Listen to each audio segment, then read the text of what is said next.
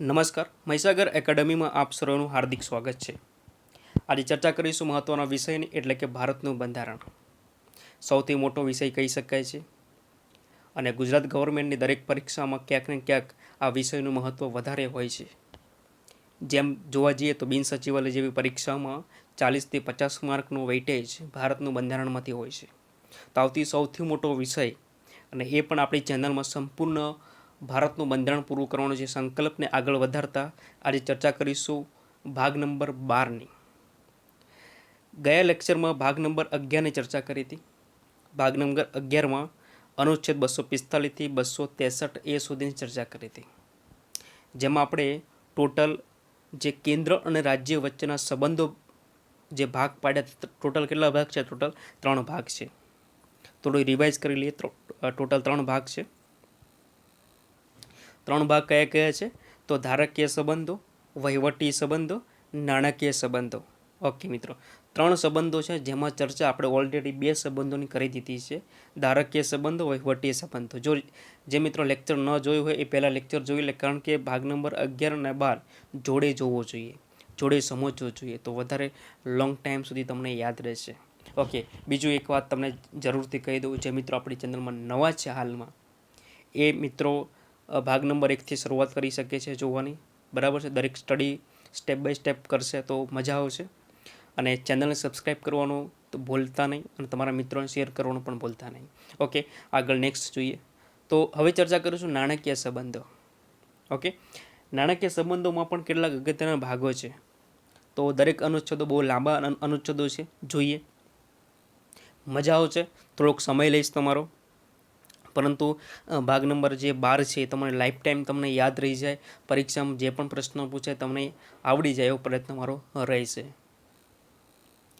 ભાગ નંબર 12, જેનું નામ છે નાણાકીય બાબતો, મિલકત, કરારો અને દાવાઓ, જેના વગર દુનિયા ચાલતી નથી. દરેક માણસ સવારે ઉઠે અને સાંજે સૂઈ જાય ત્યાં સુધી દરમિયાન દરેક જીવનકાળમાં પૈસાનું મહત્ત્વ વધારે હોય છે. નાણાકીય બાબતો, મિલકત, કરારો અને દાવાઓ, તો આ બાબતો હંમેશા માટે રહેવાની છે. મિલકત છે, કરારો છે, બરાબર, અને દાવાઓ કોઈના વગર જીવન, આખું જીવન તમે જોઈ લેજો. ઇકોનોમી છે, આમાં ઇકોનોમીનો પાર્ટ પણ આવશે. બરાબર છે? તો નાણાકીય બાબતો, મિલકત, કરારો અને દાવાઓ આ ભાગ નંબર 12માં છે. ઓકે, જેનો અનુચ્છેદો છે 264થી 300A સુધીના અનુચ્છેદો છે. 264થી 300 એ બહુ વધારે અનુચ્છેદો છે. ડિટેલમાં ચર્ચા કરીશું અને સમજીશું પણ. ઓકે, થોડોક સમય લેશે તમારો લઈશ, કારણ કે જ્યારે પહેલી વાર તમે ભણતા હોય ત્યારે ખૂબ જ ધ્યાનથી આપણે એનો સમય આપવો જોઈએ, તો આપણે લાંબા સમય સુધી યાદ રાખી શકીએ છીએ. વારંવાર રિપીટેશન કરવાની જરૂર પણ નહીં રહે. ઓકે મિત્રો, હવે એમાં આપણે નાણાકીય સંબંધ પર્ટિક્યુલર ટોપિક જોવા જઈએ તો 264થી 293 સુધીના અનુચ્છેદો છે એ નાણાકીય સંબંધોને રિલેટેડ છે. તો આ બાબત આપણે પણ ન ભૂલવી જોઈએ. 264થી 293 સુધીના જે અનુચ્છેદો છે એ નાણાકીય સંબંધોને લઈને છે. ઓકે મિત્રો, તો હવે ચર્ચા કરીશ થોડાક આગળ સ્ટેપ. હવે જોઈએ, સંઘ અને રાજ્યો વચ્ચે નાણાકીય સંબંધને 3 પ્રકારે પાડવામાં આવે છે. હવે 3 પ્રકારો કયા કયા છે? સંઘ અને રાજ્યો વચ્ચે કર શક્તિઓનું વિભાજન, સંઘ અને રાજ્યો વચ્ચે મહેસૂલી વહેંચણી, બિન કર મહેસૂલી વહેંચણી. હવે સંઘ અને રાજ્યો વચ્ચે નાણાકીય સંબંધો. હવે સંઘ અને રાજ્યો વચ્ચે સંબંધોની ચર્ચા કરો, 3 ભાગ હતા, પણ એમાં નાણાકીય સંબંધ આવે એમાં 3 ભાગ પડે છે.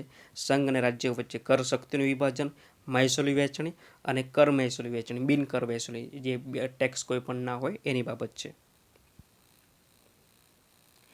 અનુચ્છેદ નંબર 264, અહીંથી આપણે સ્ટેપ બાય સ્ટેપ અનુચ્છેદની ચર્ચા કરીશું. તો અર્થઘટનની વાત કરવામાં આવી છે આપણા જે અનુચ્છેદો છે એની. 265 જે બહુ મહત્વનો અનુચ્છેદ છે, કાયદાથી મળેલા અધિકાર. બહુ ધ્યાનથી જોજો. કાયદાથી મળેલા અધિકાર સિવાય કર નાખવામાં આવશે નહીં. બરાબર છે?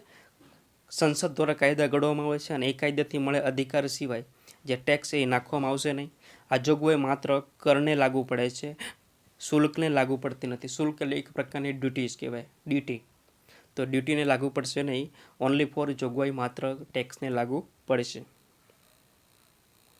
266 અનુચ્છેદ નંબર 266 266, ભારત અને રાજ્યોને એકત્રિત ફંડ અને જાહેર હિસાબો. ખૂબ જ અગત્યનો ટોપિક અહીં શરૂ થાય છે. 265 શું હતો? તો કાયદાથી મળેલા અધિકાર સિવાય કર નાખવામાં આવશે નહીં. ઓકે, હવે 266 એ સંચિત નિધિને લગતો અનુચ્છેદ છે. તો તમારે યાદ રાખી શકાય છે 266 બરાબર સંચિત નિધિ, બરાબર, જેની પેટા કલમ 1 અથવા 266 તમને પૂછવામાં આવે તો પણ તમારે આ જ અનુચ્છેદ યાદ રાખવાનો છે. ભારત અને રાજ્યોને એકત્રિત ફંડ, જે ભેગું કરવાનું જે ફંડ હોય છે અથવા જાહેર હિસાબો છે, બરાબર છે, તમામ બાબતોની ચર્ચા 266માં કરવામાં આવી છે, જેમાં મેઇન ટોપિક છે સંચિત નિધિ. કેન્દ્ર સરકારથી લેવામાં આવેલ દેવાની રકમ અથવા દેવું આપેલ હોય તેનાથી પ્રાપ્ત થતી રકમ પણ આ જ નિધિમાં જમા થાય છે. કોઈ પણ દેશની આવક છે, દેશની જે પણ આવક છે, બરાબર છે, કોઈ અન્ય આવક છે, એ તમામ આ દેશની નિધિમાં જમા થતું હોય, સંચિત નિધિમાં થતું હોય છે. રાજ્યની કોઈ આવક હોય તો રાજ્યની સંચિત નિધિમાં જમા થતું હોય છે. પરંતુ 266 પેટા કલમ 1 મુજબ દેશની જે કેન્દ્ર સરકારની જે માલિકીની જે આવક છે વધારાની, એ સંચિત નિધિમાં જમા થતી હોય છે. ટેક્સ પણ એ સંચિત નિધિમાં જમા થતો હોય છે. અને સંચિત નિધિમાં થયેલી રકમને ઉપાડવી હોય તો કેન્દ્ર સરકારની ભારત સંસદની મંજૂરી લેવી પડતી હોય છે. 266 પેટા કલમમાં બીજી એક વાત કરવામાં આવી છે, રાજ્યની તમામ આવક રાજ્યની સંચિત નિધિમાં જમા કરવામાં આવે છે. થોડીક આગળ વાતો લઈ લઈએ. 266 બે પેટા કલમ જાહેર સંચિત નીતિની વાત છે, જેમાં લોકલેખાની વાત કરવામાં આવી છે. આના વિશેની જે સંપૂર્ણ માહિતી છે લોકલેખા લઈને જે બધા ભાગ પૂરા થઈ જશે પછી અલગથી આપણે એક લેક્ચર બનાવીશું, તેમાં 100% સમજાવીશ. પબ્લિક એકાઉન્ટ ઓફ ઇન્ડિયા બહુ મોટો ટોપિક છે. સંચિત નિધિ સિવાયની ભારત સરકારની અન્ય બધી જ સાર્વજનિક આવક ભારતના જાહેર હિસાબોમાં જમા કરવામાં આવે છે. આ નિધિમાં પ્રોવિડન્ટ ફંડ, ન્યાયિક જમા, બચત બેંક જમા વગેરેનો સમાવેશ થાય છે. આ નિધિમાંથી નાણાં ઉપાડવા માટે સંસદની મંજૂરીની જરૂરી નથી. Means public account of India, જેને લોકલેખા કહેવાય છે, ભારત જાહેર હિસાબો છે, જે 266 પેટા કલમ 2માં છે. એમાં એ વાત કરવામાં કે સંચિત નિધિ સિવાયની ભારત સરકારની અન્ય બધી સાર્વજનિક આવક, સંચિત નિધિ સિવાયની બધી અન્ય સરકારની જે સાર્વજનિક આવક છે એ જાહેર હિસાબોમાં જમા કરવામાં આવે છે, અને એમાંથી જે રકમ લેવામાં આવે છે એમાં સંસદની મંજૂરીની જરૂર હોતી નથી. અનુચ્છેદ નંબર 200 સંસદ 267 બહુ ઇમ્પોર્ટન્ટ છે. ભારતમાં આકસ્મિક નિધિ, આકસ્મિક એટલે અચાનક જો પૈસાની જરૂર પડે એના વિશેની ચર્ચા સંસદમાં કરવામાં આવી છે. આ નિધિમાં સંસદ દ્વારા પસાર થયેલા કાયદાઓ દ્વારા સમય પર રકમ જમા કરવામાં આવે છે. જ્યારે પૈસા જમા કરવાની વાત હોય ત્યારે સમય દ્વારા, એટલે કે સંસદ દ્વારા નક્કી કરવામાં આવે છે, એના કાયદાથી નક્કી કરવામાં આવે છે કેટલા પૈસા આપણે રાખવા જોઈએ એની વાત. આ નિધિ છે સંપૂર્ણ રાષ્ટ્રપતિના નિયંત્રણમાં હોય છે. 1999થી નક્કી કરવામાં આવ્યું હતું. જોઈએ 1999ના વર્ષથી આ નિધિની રકમ ₹550 કરોડ નક્કી કરવામાં આવી છે. મીન્સ ભારત દેશની આકસ્મિક નિધિ છે હાલમાં, તેની અંદર હંમેશના માટે ₹550 કરોડ જમા રહેશે. આપણા દેશની જે અલગ આકસ્મિક નિધિ છે, ઇમરજન્સી નીતિ કહી શકાય છે.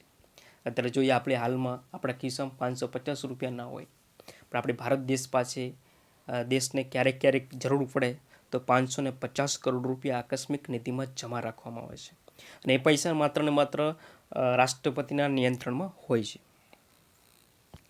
રાષ્ટ્રપતિની મંજૂરી સિવાય તેમાંથી ધન ઉપાડી શકાતું નથી. રાષ્ટ્રપતિની મંજૂરી પછી સંસદમાંથી પણ મંજૂરી તમારે લેવી પડતી હોય છે. અનુચ્છેદ 200 સંસદ મુજબ રાજ્યમાં આકસ્મિક નિધિની જોગવાઈ પણ આપવામાં આવેલી છે. જેવી રીતે ભારતની અંદર છે એવી આકસ્મિક નિધિ, એવી જ રીતે રાજ્યની અંદર પણ આકસ્મિક નિધિ હોય છે, એ પણ આ જ અનુચ્છેદમાં આપવામાં આવેલી છે ચર્ચા 267માં. ઓકે, તો આપણે અનુચ્છેદો ફરીથી એક રિવિઝન ફટાફટ લઈ લઈએ. 265 કાયદાથી મળેલ અધિકાર સિવાય કર નાખવામાં આવશે નહીં. 266 સંચિત નિધિ છે. 266 સંચિત નિધિ યાદ રાખવાનું છે શોર્ટકટમાં. 200 સંસદમાં ભારતની આકસ્મિક નિધિ છે, અને 268 થી 293માં આવકની વહેંચણીને લઈને અનુચ્છેદો આપવામાં આવેલા છે. તો આ બાબત બહુ ખાસ ઇમ્પોર્ટન્ટ છે. સંઘ અને રાજ્યો વચ્ચે આવકની વહેંચણી અંગે કેટલીક બાબતો છે 268થી 293 સુધી જોઈએ. અનુચ્છેદ નંબર 268 મિત્રો ધ્યાનથી જોજો, પાણીનું બોટલ જોડે લઈને બેસજો. સંઘે નાખેલી પણ રાજ્યોએ વસૂલ કરી વિનિયોગ કરેલી ડ્યુટી. 268માં શું કહેવામાં આવે છે કે જે ટેક્સ છે સંઘ નાખશે, વસૂલ કોને કરવાનો? રાજ્યને કરવાનો. સંઘ ટેક્સ નાખે છે, વસૂલ કોણ કરે? રાજ્યો કરશે. સ્ટેમ્પ ડ્યુટી છે, દવા છે, આલ્કોહોલ છે, વીમા પોલિસી છે. 268 એમાં શું છે તો સંઘે નાખવાનો અને સંઘ અને રાજ્યોને વસૂલ કરવાનો અને વિનિયોગ કરવાનો, સેવા કરો. મીન્સ સંઘ કાયદો નાખશે, ટેક્સ નાખશે, કાયદો નહીં. અને વસૂલ કોણ કરશે? તો કેન્દ્ર સરકાર પણ વસૂલ કરશે, રાજ્ય સરકાર પણ વસૂલ કરશે અને બંને એકબીજાને શું વિનિયોગ કરી દેવાના. અનુચ્છેદ નંબર 269 સંઘે નાખેલા અને વસૂલ કરેલા પણ રાજ્યોને સોંપી દીધેલા કર. બહુ સંઘ સરકાર કેટલું આપણા માટે જોરદાર કહી શકાય હે. સંઘ ટેક્સ નાખે, વસૂલ પણ સંઘ કરે, પણ પૈસા કોને આપી દે? રાજ્યોને આપી દે. એટલે બેટા વાપર હવે. સંઘે નાખેલા વસૂલ કરેલા પણ રાજ્યોને સોંપી દીધેલા ટેક્સ. ઓકે. આંતરરાજ્ય વેપાર કેવા પણ કઈ જગ્યાએ ટેક્સ નાખે? તો આંતરરાજ્ય. આ બહુ ઇમ્પોર્ટન્ટ પ્રશ્ન છે. આંતરરાજ્ય વેપાર વાણિજ્યમાં વસ્તુઓના ખરીદ વેચાણ પર લાગતો ટેક્સ. બરાબર છે. ગુજરાત મહારાષ્ટ્ર, ગુજરાત રાજસ્થાન, ગુજરાત મધ્યપ્રદેશ. ઓકે. તો આવી રીતે આંતરરાજ્ય વેપાર થાય છે, એના પર જે નાખેલો ટેક્સ હોય એ ટેક્સ કોણ નાખશે? તો સંઘ સરકાર નાખશે. બરાબર છે. કેન્દ્ર સરકાર નાખશે. ઉઘરાવશે કોણ? કેન્દ્ર સરકાર ઉઘરાવશે. એના પૈસા કોને આપશે? રાજ્ય સરકારને આપશે. 269માં 269 એ પેટા કલમ નવી એ છે. મહત્વનો મુદ્દો એ છે કે જીએસટી ઉમેર્યા પછી કેટલાક અનુચ્છેદો પણ એડ થયા છે. મહત્વના અનુચ્છેદો છે જીએસટી અંગેની જોગવાઈ 269 એમાં આપવામાં આવેલી છે. આંતરરાજ્ય વેપાર બાબતે કર લાદવાની અને ઉઘરાવવાની કેન્દ્રની સત્તા, પરંતુ તેની આવકની વહેંચણી સંઘ અને રાજ્યો વચ્ચે જીએસટી કાઉન્સિલની ભલામણના આધારે કરવામાં આવશે. 101માં બંધારણ સુધારો 2016માં કરવામાં આવ્યો હતો. ખૂબ જ મહત્વનો પ્રશ્ન છે. અનુચ્છેદ 270ની ચર્ચા કરીશું બહુ ફટાફટ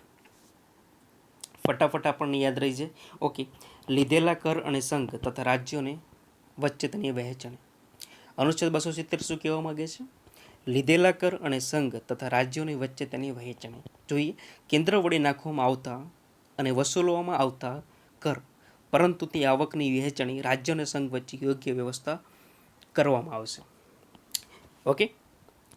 કહેવાનો મતલબ શું છે? 270 લીધેલા કર અને સંઘ તથા રાજ્યની વચ્ચે તેની વહેંચણી. જે પણ ટેક્સ લેવામાં આવે છે એ બંને વચ્ચે શું કરવામાં આવશે? વહેંચણી કરી દેવામાં આવશે. અનુચ્છેદ નંબર 271 સંઘના હેતુઓ માટે અમુક ડ્યુટી અને કર ઉપર સરચે ચાર્જ. જેટલી અગત્યની બાબતો છે. કોઈ પણ સમયે કેન્દ્ર સરકારના કોઈ અગત્યના હેતુ માટે જો ટેક્સ લગાવવામાં આવે છે, બરાબર છે, એના પર જે ડ્યુટીઝ છે એના પર ટેક્સ છે, સરચાર્જ છે. ઓકે. તો ઇમ્પોર્ટન્ટ મુદ્દો છે. અનુચ્છેદ નંબર 272 રદ થઈ ગયો છે. અનુચ્છેદ નંબર 273 શણ અને શણની બનાવટો પરનો નિકાત જકાતને બદલે અનુદાન. ઓકે. આ ઇમ્પોર્ટન્ટ છે, તમે યાદ રાખજો. શણ અને શણની બનાવટો માટે ભારતમાં કયા અનુચ્છેદમાં જોગવાઈ છે? તો 273માં જોગવાઈ છે. જે ઇમ્પોર્ટન્ટ અનુચ્છેદો હશે હું તમને હાઇલાઇટ કરતો રહીશ. બાકીના બધા અનુચ્છેદો ઇમ્પોર્ટન્ટ એટલા બધા છે નહીં. બરાબર છે. તો ખાસ કરીને એટલું બધું ફોકસ આપવાની જરૂર. જ્યાં વધારે ઇમ્પોર્ટન્ટ છે 266 બહુ ઇમ્પોર્ટન્ટ છે. ઓકે. અને જેમ 273 એ પણ ઇમ્પોર્ટન્ટ છે. ચર્ચા કરીશું 274ની. રાજ્યનો હિત હોય તેવા કરને અસર કરતા વિધેયકો માટે અગાઉથી રાષ્ટ્રપતિની ભલામણ આવશ્યક હોય બાબત છે. રાજ્યોનું હિત હોય, જેમાં રાજ્યોનું ખૂબ સારું હિત રહેલું હોય તેવા અસર કરતા પરિબળો હોય તો સંસદને અથવા કોઈપણને જે વિધેયક પસાર કરવાનું હોય છે એના માટે રાષ્ટ્રપતિની પૂર્વ મંજૂરી આવશ્યક છે. આવી બાબત અનુચ્છેદ નંબર 274માં કરવામાં આવી છે.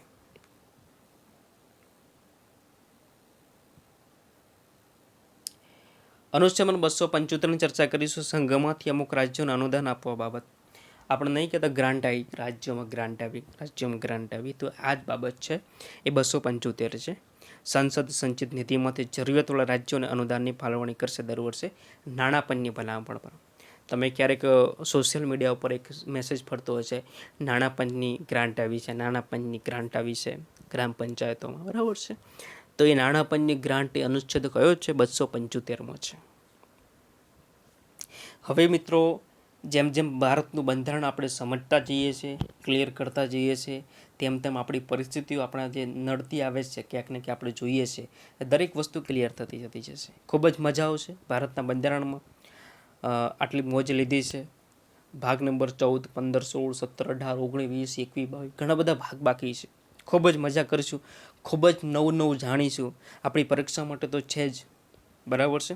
ત્યાર પછી બધા ભાગ પૂરા થશે પછી એવા અલગ અલગ ટોપિક પર ચર્ચા કરીશું, ખૂબ ડિટેલમાં ચર્ચા કરીશું. કોઈ પણ પ્રશ્ન હોય આપણા માટે જીપીએસસી લેવલ સુધીની ચર્ચા કરીશું. ઓકે, તો મહત્વનો પ્રશ્ન હતો 275માં, સંઘમાંથી અમુક રાજ્યોને અનુદાન આપવા બાબત.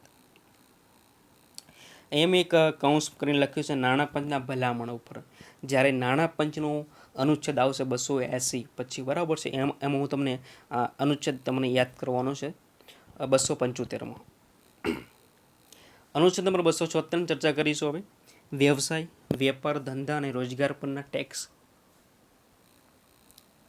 277 અપવાદો. 278માં રદ થઈ ગયો. 279 ચોખ્ખી આવકની ગણતરી. એને એનએનપી કહેવાય છે, નેટ નેશનલ પ્રોડક્ટ. ભાઈ 279 તમે આટલું યાદ રાખી લેજો, ચોખ્ખી આવકની ગણતરી. ઇકોનોમિક્સનો આ લેક્ચર લઈશું આપણે, અથવા કોઈ એક અલગ વિડીયો બનાવી દઈશું ચોખ્ખી આવકની ગણતરી પરનો. ખૂબ જ લાંબો એક લેક્ચર છે, 15, 20, 25 મિનિટ લાગી શકે એવો છે ચોખ્ખી આવકની ગણતરી પર ટોપિક ઉપર. પરંતુ ભારતના બંધારણના આપણે જ્યારે સ્ટેપ બાય સ્ટેપ અનુચ્છેદો જોઈ રહ્યા છે ત્યારે તમારે 279માં ચોખ્ખી આવકની ગણતરી આવો મુદ્દો તમે યાદ રાખી લેજો હાલ પૂરતો. આપણાનો સેપરેટ વિડીયો તૈયાર કરીશું એનએનપી તરીકે, નેટ નેશનલ પ્રોડક્ટ. જ્યારે જીપીએસસીની તૈયારી કરતા હોય ત્યારે એક ઇકોનોમિક સબ્જેક્ટ આવે છે, તેમાં ખાસ એક મુદ્દો બહુ ચર્ચિત મુદ્દો હોય છે, એમાંથી 1-2 પ્રશ્નો 100% પૂછાતા હોય છે. અનુચ્છેદ નંબર 279 એ જીએસટી પરિષદની રચના, જે તમારે ખાસ યાદ રાખવાનું. જીએસટી લઈને 2 અનુચ્છેદો આપણા ચેનલમાં આવી ગયા છે. હવે મહત્વનો અનુચ્છેદ આવ્યો છે, આપણે વારંવાર ગોખીએ છીએ 280 નાણાં પંચ, 280 નાણાં પંચ, પણ આજે બરાબર સમજી લઈએ, ગોખવાનું નથી. નાણાં પંચ અને વિત્ત આયોગ. રાષ્ટ્રપતિ દર 5 વર્ષે અથવા તે પહેલાં આવશ્યકતા અનુસાર એક નાણાં પંચની રચના કરશે, જે તેણે નિમેલા અધ્યક્ષ અને અન્ય 4 સભ્યોનું બનેલું હશે. બંધારણમાં તેમના કાર્યકાળ વિશે કોઈ ઉલ્લેખ નથી. રાષ્ટ્રપતિ નક્કી કરે તેટલો કાર્યકાળ હોય છે. નાણાં પંચ માટે જો સ્ટીવિટ પ્રશ્ન કહી શકાય, ઇમ્પોર્ટન્ટ કહી શકે, 5 વર્ષ બધાને ખબર છે, તો કાર્યકાળ પૂછાય, પરીક્ષામાં કાર્યકાળ પૂછાય નાણાં પંચનો, તો બધા લખીને આવે 5 વર્ષ. પરંતુ ભારતના બંધારણમાં તો કાર્યકાળનો કોઈ ઉલ્લેખ છે નહીં. તો તૈયાર આપણે શું કરવાનું છે? જ્યારે બંધારણનું મેં લેક્ચર લીધેલો ફર્સ્ટ ટાઈમ, મેં તમને ત્યારે તમને કહેલું કે બંધારણમાં કેટલા અલગ અલગ ભાગ હોય છે. એક તારીખ વાઇઝ યાદ રાખવાના હોય છે, કેટલાક આંકડા યાદ રાખવાના હોય છે, આંકડામાં વધુ હોય છે.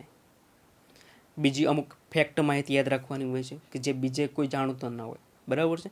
નાણાં પંચમાં બધું સેમ ટુ સેમ છે, તો અલગ શું પડે છે? તો એમાં કાર્યકાળ અલગ પડે છે. તો આવી રીતે ક્રોનોલોજી માઇન્ડની અંદર તમે એક્સેપ્ટ કરો. બંધારણ દ્વારા ભારતની સંસદે નાણાં પંચના સભ્યો માટેની જે લાયકાત છે એની ચર્ચા કરી.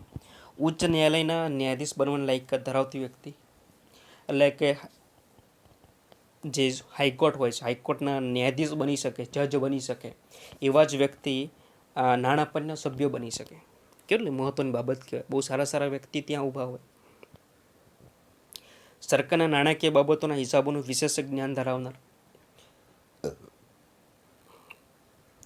નાણાકીય બાબતો ખૂબ જ નાણાં લઈને ખૂબ જ ઇમ્પોર્ટન્ટ, બેંક્સમાં નોકરી કરતો વ્યક્તિ હોય, બરાબર છે, કોઈ મેનેજર હોય, એવા વ્યક્તિઓને અહીંયા નિમણૂક કરવામાં આવે છે. અને અર્થશાસ્ત્રી, સારા એવા અર્થશાસ્ત્રી હોય, નિષ્ણાંત અર્થશાસ્ત્રી હોય, વહીવટી નાણાકીય બાબતે વિશેષ અનુભવ હોય, તો આ બધી લાયકાતો ધરાવતા હોય તો તમે એ નાણાં પંચના સભ્ય બની શકો છો. બીજો પ્રશ્ન છે નાણાં પંચના કાર્યો શું છે? કેન્દ્ર અને રાજ્ય વચ્ચે ટેક્સની એટલે કરોની શુદ્ધ આવકની બંધારણીય જોગવાઈ આધીન યોગ્ય વહેંચણી કરવી. હવે મિત્રોને ઘણા બધા પ્રશ્નો ઊભા થતા હોય છે કે શુદ્ધ આવક એટલે શું. આ દરેક ટોપિક છે ને ઇકોનોમિક્સમાં આવે છે. શુદ્ધ આવક છે, નેટ આવક છે, બરાબર છે. આ દરેક ટોપિક આપણે ઇકોનોમિકના લેક્ચરમાં જોઈશું, બરાબર છે. અત્યારે તમારે હાલ પૂરતું એટલું યાદ રાખી લેજો. કેન્દ્ર અને રાજ્ય વચ્ચે કરોની શુદ્ધ આવકની બંધારણીય જોગવાઈઓ આદિની યોગ્ય વહેંચણી કરવી. જો મિત્રો 11 કોમર્સ કર્યું હશે એમના માટે ખૂબ જ સહેલો વિષય છે, ખૂબ જ સહેલો ભાગ કહી શકે, ફટાફટ યાદ રહી જશે. રાજ્યના નાણાપંચ દ્વારા કરવામાં આવેલી ભલામણો મુજબ પંચાયતો નગરપાલિકાઓ માટે રાજ્યની સંચિત નિધિમાં ભંડોળમાં વધારો કરવા અંગે વિચારણા છે, બરાબર છે. એટલે કે ગ્રાન્ટ વધારે કેવી ફાળવવી, ઓછી ફાળવવી, આ દરેક બાબતો છે. અનુચ્છેદ 275 અંતર્ગત સંચિત નિધિમાંથી રાજ્યના અનુદાન અંગે ભલામણો કરવી, બરાબર છે. તો અમને આટલી ગ્રાન્ટ વધારે આપો. 275 હમણાં જ મેં તમને ચર્ચા કરી હતી. એક કૌંસમાં લખ્યું હતું આપણે કે નાણાં પંચના ભલામણના આધારે 281 નાણાં પંચની ભલામણો જોઈ લો મિત્રો, અહીંયા કન્ફ્યુઝ ના થતા. 280 પૂછે તો ખાલી નાણાં પંચની ભલામણો પૂછે તો 281 ખૂબ જ ઇમ્પોર્ટન્ટ છે. વારંવાર કહી રહ્યો છું કારણ કે જે મિત્રો નવા છે એમના માટે ખૂબ જ ઇમ્પોર્ટન્ટ છે, વારંવાર રિપીટ થાય છે એમના માટે, તો યાદ રહી ગયું હશે. નાણાં પંચની ભલામણો અને તેના પર કરવામાં આવતા કાર્યવાહી રાષ્ટ્રપતિ સંસદના બંને ગૃહમાં રજૂ કરે છે. ફરીથી, નાણાં પંચની ભલામણો અને તેના પર કરવામાં આવેલી કાર્યવાહી રાષ્ટ્રપતિને સંસદના બંને ગૃહમાં રજૂ કરે છે. અનુચ્છેદ નંબર 282 ચર્ચા કરી છે, બહુ મહત્વનું ઇમ્પોર્ટન્ટ છે. સંઘ અથવા રાજ્ય પોતાની આવકમાંથી કરી શકે એવો ખર્ચ અન્ય રાજ્યને અનુદાન આપી શકે છે. સંઘ અથવા રાજ્ય પોતાની આવકમાંથી કરી શકે એવો ખર્ચ છે, બરાબર છે, એ અનુદાન આપી શકે છે. અનુચ્છેદ નંબર 283 એકત્રિત ફંડ, આકસ્મિક ફંડ અને જાહેર હિસાબમાં જમા થયેલા નાણાંનો હવાલો વગેરે બાબત છે. એટલે જે મિત્રો ફંડ ભેગું થયું છે, આકસ્મિક ફંડ થયું છે, એને લઈને કેટલીક બાબતો છે જેની ચર્ચા 283માં કરવામાં આવી છે. 284 જોઈએ, સરકારી નોકરી ન્યાયાલયોને મળેલી દાવાદારોને અનામતો, બીજા નાણાંનો હવાલો. 285 સંઘની મિલકતને રાજ્યના કરમાંથી મુક્તિ. હવે આ ઇમ્પોર્ટન્ટ છે કે કોઈ પણ કેન્દ્ર સરકારની મિલકત કોઈ પણ રાજ્યમાં છે, બરાબર છે, તો એ રાજ્ય સરકારે એ સંઘની મિલકત ઉપર કોઈ ટેક્સ લગાવશે નહીં, બરાબર છે. ભારત સરકારની કોઈ પણ સંપત્તિ છે કોઈ પણ જગ્યાએ, બરાબર છે, તેમાં કોઈ પણ રાજ્ય ટેક્સ લગાવશે નહીં. 285. હવે ઉલટું જોઈ લેજો, હું તમને એક આગળ કહું છું ફરીથી. 286 માલનું વેચાણ અથવા ખરીદી પર કર નાખવા અંગે નિયંત્રણો. કેટલાક એવા વસ્તુઓ છે, કેટલી એવી પ્રોડક્ટો છે કે જેના પર કોઈ કર લેવો ના જોઈએ, તો એ બાબતો છે. અનુચ્છેદ નંબર 287 વીજળી પરના કરમાંથી મુક્તિ. ભારત સરકાર વાપરેલી વીજળી ઉપર રાજ્ય કર નાખી શકશે નહીં. માની લો કે કોઈ સંસ્થા ચાલે છે ભારત સરકારની કોઈ રાજ્યમાં, અને રાજ્યમાં જે લાઇટ બિલ ને બધું આવે છે, બરાબર છે, ઓકે, એના ઉપર કોઈ ટેક્સ લગાવે રાજ્ય સરકાર તો ન લગાવી શકે, કારણ કે કોની અનામત છે, સંઘ સરકારની છે. અમુક 288 અનુચ્છેદ નંબર 288 અમુક બાબતોમાં પાણી કે વીજળી અંગે રાજ્યોને નાખેલા કરમાંથી મુક્તિ. 289 સંઘના કરવેરામાંથી રાજ્યની મિલકત અને આવકની મુક્તિ. સંઘના કરવેરામાંથી રાજ્યની મિલકત અને આવકની મુક્તિ. 290 અનુચ્છેદ નંબર 290 ખૂબ જ ઇમ્પોર્ટન્ટ છે. અમુક ખર્ચ અને પેન્શનરો અંગે હિસાબ મેળે બાબત. 290 પેટા કલમ એ છે. અમુક ફંડને વાર્ષિક ચૂકવણી. 291 રદ થઈ ગયું, કોઈ આપણે જાણવા જેવું. જે મિત્રો રદ થઈ ગયા છે ને એ ક્યારે પ્રશ્ન પૂછાવાના નથી, એટલે ખાલી યાદ રાખવા જરૂરી નથી, બરાબર છે. 292 ભારત સરકાર ઉધાર લેવા બાબત, એમને પણ ઉધાર લેવું પડે. 293 ઉધાર એટલે અહીંયા બે પ્રશ્નો આપણે બની ગયા છે, 292 અને 293. 292માં ભારત સરકાર ઉધાર લેવા બાબત અને 293માં છે ને રાજ્ય સરકાર આવે, રાજ્ય સરકાર ઉધાર લેવા બાબત. બરાબર છે. 292માં ભારત સરકાર ઉધાર લેવા બાબત અને 293માં છે રાજ્ય સરકાર ઉધાર લેવા બાબત. બરાબર છે. તો આ બંને અનુચ્છેદો છે કે જે ઉધાર લેવા બાબતના અનુચ્છેદો હતા. 294 જોઈએ. અમુક સંજોગોમાં મિલકત અસ્ક્યામકો હક જવાબદારીઓ અને ફરજોના ઉત્તરાધિકારી છે. અમુક સંજોગોમાં એટલે કે કેવા સંજોગો? કોઈ પણ મિલકત છે, બરાબર છે, એ જોવા જઈએ તો આમ નામ જોવા એનો કોઈ માલિક ના હોય, બરાબર છે. તો જે પણ ભારતમાં રહેલી છે મિલકતો, બરાબર છે, તમામ કોના નામે હોય છે? અલ્ટિમેટ તો સંઘ સરકારના નામે હોય છે. બીજા સંજોગોમાં પણ મિલકતો 295માં અને 294 એ મિલકતોને લઈને છે. જે પણ મિલકતો છે એ સંઘ સરકારના નામે હોય છે. જો અહીંયા લખ્યું છે 294 અને 295 મુજબના ભારતીય પ્રદેશના કોઈપણ ક્ષેત્રમાં સ્થિતિ સંપત્તિઓ જે બંધારણના અમલ પહેલાં કોઈપણ અંતર્ગત હતી પરંતુ તે બંધારણના આધારે સંઘ અથવા તે રાજ્યને પ્રાપ્ત થશે. બીજા સંજોગોમાં એટલે કે એવી સંજોગોમાં કે કોઈ પણ મિલકત છે માલિકી કોઈ છે નહીં, બરાબર છે, કોઈ જાહેર સ્થળ છે, કોઈ પબ્લિક સેક્ટર છે, બરાબર છે, તો ક્યાંક ને ક્યાંક સરકારના નામે હોય છે મિલકત, બરાબર છે. ત્યાં કમાવા માટે એ મિલકત બનાવેલી હોય છે. ક્યાંક અમુક સંજોગો, બીજા સંજોગો જેવા અલગ અલગ સંજોગો બનેલા હોય છે. હવે જેનો કોઈ વારસદાર નહીં હોય, બરાબર છે, તો એ સંપત્તિ કોની થઈ જાય છે? તો સરકારની સંપત્તિ થઈ જાય છે. ભારતના કોઈપણ પ્રદેશના કોઈપણ ક્ષેત્રમાં સ્થિતિ માલિક વિનાની સંપત્તિ હોય તો તે રાજ્યમાં છે, તો રાજ્યની ગણાશે અથવા તે કેન્દ્રની ગણવામાં આવશે. જો કોઈ રાજ્ય નહીં સ્વીકારે તો એ જે સંપત્તિ છે ઓટોમેટિક એ કેન્દ્ર સરકારની થઈ જતી હોય છે, બરાબર છે. જેનું કોઈ નથી એનું ભારત સરકાર છે, બરાબર છે, આપણે કહેતા હોય છે, બરાબર. અનુચ્છેદ નંબર 297 સમુદ્ર નીચેની વસ્તુ. બહુ જ મોટો જબરદસ્ત પ્રશ્ન છે. સમુદ્ર નીચે તો બહુ મોટા બધા મોતીઓ છે, બહુ બધા રૂપિયા છુપાયેલા છે એવું કહે છે, પણ એ દરેક વસ્તુ કોની છે? તો ભારત સરકારની છે. ભારત દેશની પ્રાદેશિક જળસીમાની ક્ષેત્રમાં સમુદ્રમાં નીચેની બધી જ જમીન, ખનિજ, મૂલ્યવાન કે કિંમતી વસ્તુ પર કેન્દ્ર સરકારનો અધિકાર રહેશે. અનુચ્છેદ નંબર 298 વેપાર કરવાની સત્તા. સંઘ અને રાજ્ય સરકાર પોતાની કારોબારી સત્તા કોઈપણ વેપાર અથવા ધંધો કરવા મિલકતનું સંપાદન, વેચાણની ખરીદી કરી શકાય છે. 299 કરારો છે. કેન્દ્ર અને રાજ્ય સરકારના કારોબારી શક્તિના આધીન કરાર કરવાની શક્તિ છે. આ કરાર રાજ્યપાલ અને રાષ્ટ્રપતિ વડે કરવામાં આવેલા હોવા જોઈએ અથવા તેમના વડે નિમાયેલા વ્યક્તિ વડે કરાર થયેલા હોવા જોઈએ. ટૂંકમાં જોઈએ 299 બહુ સિમ્પલ છે. રાજ્યના જે પણ કરારો થાય છે રાજ્યપાલના નામે થાય છે. દેશ લેવલ જે પણ કરારો થાય છે એ રાષ્ટ્રપતિના નામે થાય છે. આપણે આવું વારંવાર સાંભળીએ છીએ, તો વારંવાર આજે પણ એ પણ યાદ રાખીશું. એનું અનુચ્છેદ પર્ટિક્યુલર છે 299. તો 299 યાદ રહી ગયો, યાદ રહી ગયો, યાદ રહી ગયો. અનુચ્છેદ નંબર 299 કેન્દ્ર અને રાજ્ય સરકારની કારોબારી શક્તિને આધીન કરારો કરવાની શક્તિ છે. કેમ વારંવાર બોલવું જોઈએ ખબર છે? આ પ્રશ્ન પૂછાવાની શક્યતા વધુ છે. અનુચ્છેદ નંબર 300 દાવા અને કાર્યવાહી. ભારત સરકાર સંઘના નામે દાવો કરી શકે અથવા તેના વિરુદ્ધ પણ દાવો થઈ શકે. બીજું, તેવી જ રીતે રાજ્ય સરકાર પણ પોતાના નામે દાવો કરી શકે અને તેની સામે પણ દાવો થઈ શકે. 300 મિલકતનો કાનૂની અધિકાર ખૂબ જ ઇમ્પોર્ટન્ટ છે.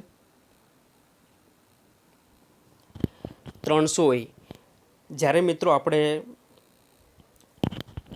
અનુચ્છેદો ચાલતા, કયા અનુચ્છેદો ચાલતા ખબર છે? સ્વતંત્રના અધિકારો આપણે જોયા, બરાબર. જે અધિકારો ચેપ્ટર મૂળભૂત અધિકારો ભાગ નંબર 3.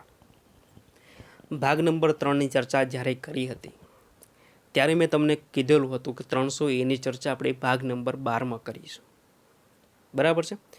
ભાગ નંબર 12માં કરીશું. તો એની ચર્ચા હવે કરવાનો સમય આવી ગયો છે. તો એ ચર્ચા આપણે એવી રીતે કરવાની છે કે કે અનુચ્છેદ નંબર 31 રદ કરી દીધેલું, કે જેમાં મિલકતનો અધિકાર કેવો આપ્યો હતો? મૂળભૂત અધિકાર આપ્યો હતો. 44મો બંધારણ સુધારો ઈસવીસન 1978માં મોરારજી દેસાઈની સરકારમાં એ અધિકાર રદ કરી નાખ્યો. બરાબર છે. અને એ જે અનુચ્છેદ 31માં હતો એની જે જોગવાઈઓ હતી એ બધી ઉઠાઈને ભાગ નંબર 3માંથી સીધા ઉઠાઈને ભાગ નંબર 12માં 300A એડ કરી દીધા. કઈ એડ કરી દીધા? 300A એડ કરી દીધા. તો એ હવે મિલકતનો કાનૂની અધિકાર બની ગયો. પહેલાં મૂળભૂત અધિકાર હતો, મૂળભૂત અધિકારમાંથી ટ્રાન્સફર થયો કાનૂની અધિકાર. જે મિત્રો ભાગ નંબર 3 જેમણે જોયો નથી, હું ચોક્કસ કહું છું કે જે ભાગ નંબર 3માં જે મહેનત કરી છે મેં તમને સમજાવવા માટે, ખૂબ જ મહેનત કરી છે અને ખૂબ જ સરળ રીતે સમજાવવાનો પ્રયત્ન કર્યો છે. તમે સારી રીતે સમજી જશો અને એમાંથી વધારે પ્રશ્નો પૂછાતા હોય છે ભાગ નંબર 3 મૂળભૂત અધિકારોમાંથી. બરાબર છે. તો એ લેક્ચર છે, બહુ લાંબો લેક્ચર લીધો છે મેં અને સંપૂર્ણ બધું જ વસ્તુ તમે સમજાવવાનો પ્રયત્ન કર્યો છે. તો એ લેક્ચર જરૂરથી જોજો. બરાબર છે. મિલકતનો કાનૂન અધિકાર અહીંયા પૂરો થઈ જાય છે. કાયદાથી આપેલા અધિકાર સિવાય વ્યક્તિની મિલકત છીનવી શકાય નહીં. ઓકે. તો અહીંયા આપણે ટોટલ અનુચ્છેદો પૂરા થાય છે. 300A સુધીના અનુચ્છેદો પૂરા થાય છે. હવે આમાં છે ને ઘણા બધા ટેક્સને લઈને ઘણા બધા અનુચ્છેદો આપવામાં આવેલા છે. બીજી એક વાત તમને કહી દઉં કે ભાગ નંબર 12 કે જેમાં ખાસ ઇમ્પોર્ટન્ટ અનુચ્છેદો તમને કહી દઉં, ફટાફટ લઈ લઈએ. તમારે એક અનુચ્છેદ યાદ રાખવાનો છે 266 કે જેમાં સંચિત નિધિ આપવામાં આવી છે. 200 સંસદ જેમાં આકસ્મિક નિધિ છે. સંચિત નિધિ બરાબર 266, આકસ્મિક નિધિ બરાબર 200 સંસદ. બીજું 268A અને 268 બરાબર છે, એ સંઘે નાખેલી અને રાજ્યનો વસૂલ કરવાનો. 268A છે સંઘે નાખવાનો, સંઘ અને રાજ્યનો વસૂલ કરવાનો, બંને જોડે જોડે વસૂલ કરવાનો અને સરખો ભાગ કરી નાખવાનો. બીજું 269A યાદ રાખવાનો. 266, 200 સંસદ અને 269A લખી લેજો. બરાબર છે. આ ઇમ્પોર્ટન્ટ અનુચ્છેદ હું બોલી રહ્યો છું જીએસટી અંગેનો છે. ત્યાર પછી 273 યાદ રાખવાનો છે. સણ અને સણની બનાવટો પરનો નિકાસ જકાત બદલે અનુદાન. બીજો 274 રાજ્યનું હિત હોય તેવા કરને અસર કરતા વિધેયકો માટે અગાઉથી રાષ્ટ્રપતિની ભલામણ આવશ્યક હોવી બાબત. 274.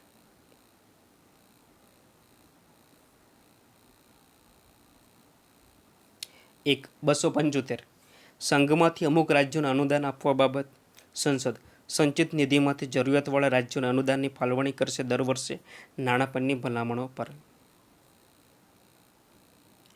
ત્યાર પછી 279A યાદ રાખજો. આ બધા અનુચ્છેદ રાખજો, આ બે અનુચ્છેદ 279A. 279 ચોખ્ખી આવકની ગણતરી. 279A જીએસટી પરિષદની રચના. 280 નાણાપંચ. 281 નાણાપંચની ભલામણો.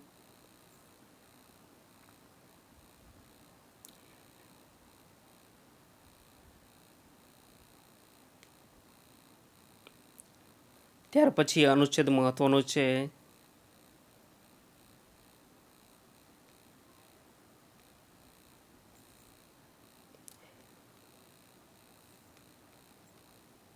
માલિક વિનાની સંપત્તિ. 296 યાદ રાખી લેજો. સમુદ્ર નીચેની વસ્તુ, આ બહુ ઇમ્પોર્ટન્ટ છે. 297 ભારત દેશની પ્રાદેશિક જળસીમાના ક્ષેત્રમાં સમુદ્રમાં નીચેની બધી જમીન, ખનિજ અને મૂલ્યવાન કે કિંમતી વસ્તુ પર કેન્દ્ર સરકારનો અધિકાર રહેશે. વેપાર કરવાની સત્તા છે 298માં છે. કરારો 299 છે. દાવા અને કાર્યવાહી 300 છે. મિલકતનો કાનૂની અધિકાર એ નહીં પૂછાય, 300A છે. બરાબર છે. તો આટલા મહત્વના અનુચ્છેદો મેં તમને ચર્ચા કરી દીધી છે. જે મેં તમને મહત્વના કીધા છે તો એ ઇમ્પોર્ટન્ટ જ છે, તમે યાદ રાખી લેજો કમ્પલસરી. બીજું 2-3 વખત વિડીયો તમે જોઈ લેજો, 2-3 વખત તમારી નોટ્સ બુક્સમાં કે તમારી જે પણ બુક્સ હોય તમારી પાસે બંધારણની, એમાં તમે વાંચી લેજો. એટલે જે ભાગ નંબર 12 છે એ ક્લિયર થઈ જાય.